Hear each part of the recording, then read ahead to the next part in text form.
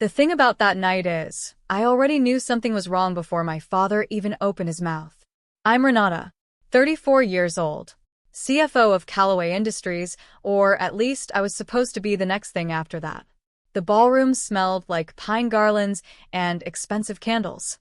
140 people in formal wear, holding champagne flutes, laughing at each other's jokes. My husband Derek squeezed my hand when the countdown clock on the wall hit 17 seconds.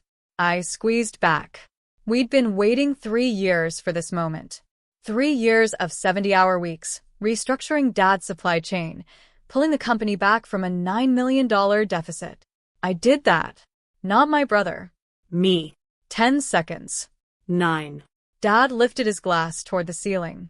The room went quiet the way rooms do when powerful men are about to speak. At midnight, he said, smiling at the crowd, I am handing Callaway Industries to my son.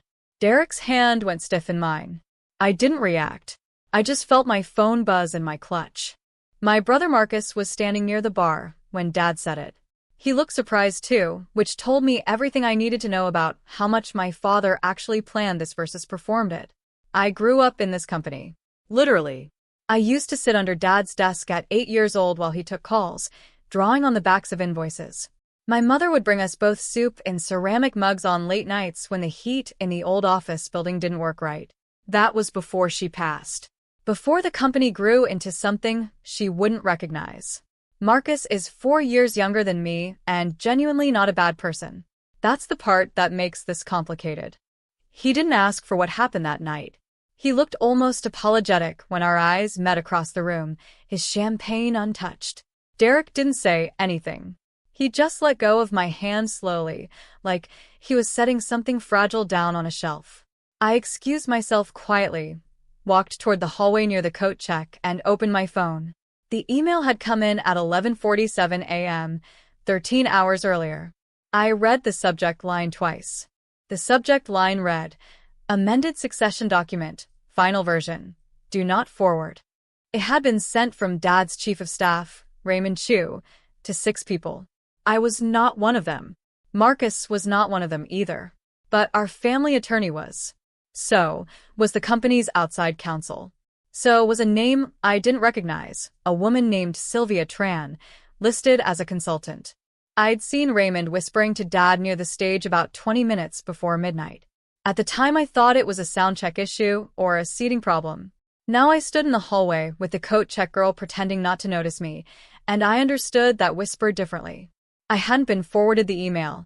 I'd received it because I was still listed as an administrative override on Raymond's corporate account, a technical detail from a server migration I managed 8 months ago. Raymond didn't know that. The document attached was 41 pages. I didn't open it right there.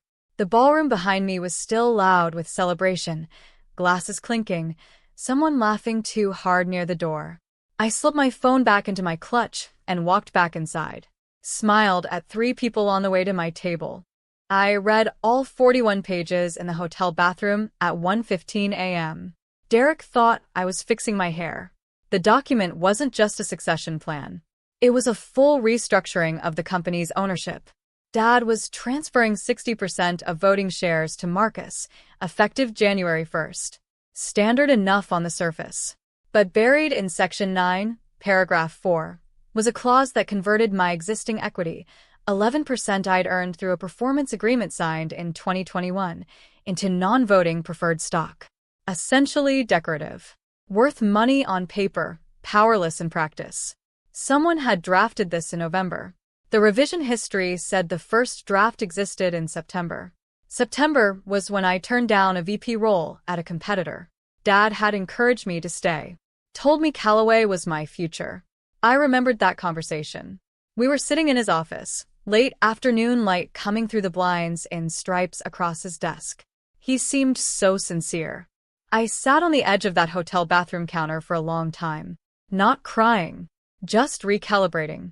The clause had one vulnerability, a 30-day contest window written into the original 2021 agreement. 30 days to challenge any modification to my equity terms. Today was January 1st. The clock had started. I didn't tell Derek that night. Not because I didn't trust him. I did, completely, but because I needed 48 hours to think without anyone else's emotions in the room. We drove home at 2 a.m. He asked if I was okay. I told him I was tired. That was true enough. The next morning I made coffee, sat at our kitchen table with my laptop, and started building a folder.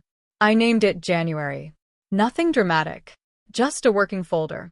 I pulled every document I had access to: board meeting minutes, my original 2021 performance agreement, 3 years of financial reports I had personally compiled. I found the supply chain restructuring project, the one that saved the company $4.2 million in 18 months. My name was on every internal memo. My signature was on the vendor contracts. I also contacted an attorney. Not the family's outside counsel, a different one. A woman named Claire Osei, who specialized in corporate equity disputes. I'd met her once at a conference in Chicago. She was sharp and she had no existing relationship with Callaway. I didn't call my father. Didn't text Marcus. Didn't mention anything to Raymond. I just kept showing up to work every morning that first week, same as always. Watching. Documenting. Waiting. On January 9th, Dad called me into his office and closed the door. He sat behind his desk looking tired in a way I hadn't noticed before. The leather chair that used to seem enormous when I was small just looked worn now. He had a coffee mug I'd given him years ago, ceramic, chipped on one side, blue with a white rim. He never replaced it. He said he wanted to explain the announcement, that it wasn't personal, that the board had concerns about Optics, a female successor in a company that still did 60% of its business with 3 deeply traditional manufacturing partners in the Southeast. He used the word optics 4 times in 8 minutes. I counted. He said my equity was protected, that I'd still benefit financially, that this was just about operational optics. I nodded, asked 2 clarifying questions about the board timeline, wrote nothing down in front of him. That evening Marcus came by our house unannounced. He stood in my doorway holding a bottle of wine he clearly bought from a gas station, looking genuinely uncomfortable. I didn't know until that night, he said. I believed him. I also knew it didn't change the document. I poured us both a glass anyway. Claire had already filed the formal contest notice that afternoon.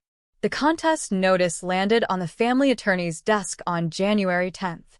By January 12th, Raymond Hsu had called Claire 3 times.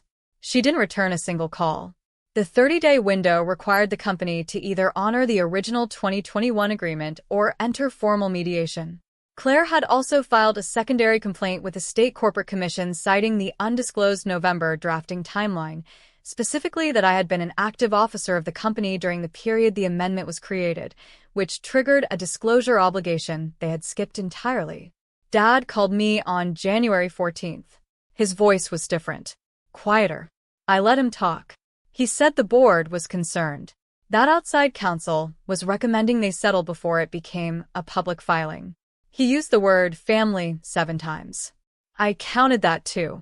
I told him I needed the original equity terms reinstated in writing, my role formally titled as co-president alongside Marcus, and a seat on the board. Not as a favor, as a correction.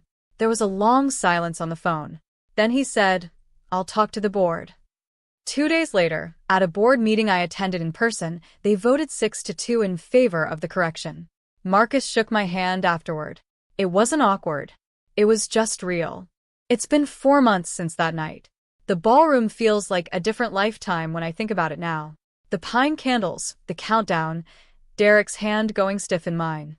17 seconds that rearranged 3 years of assumptions. Dad and I have had 2 real conversations since the board vote. Not business conversations, actual ones. They were uncomfortable and unfinished, and probably necessary. He hasn't apologized directly.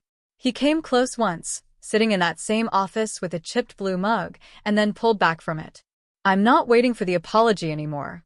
I've stopped organizing my piece around something he may never hand me. Marcus and I talk more now than we did before any of this happened. That part surprised me. Derek asked me recently if I felt like I won. I thought about it for a while before answering. I don't think winning is the right word. I just refused to let someone quietly erase work I actually did. There's a difference between revenge and correction. One of them is about them. The other one is about you. I still have the email Raymond sent, saved in the January folder, right next to the board vote confirmation. I don't need to use it again, but I know exactly where it is.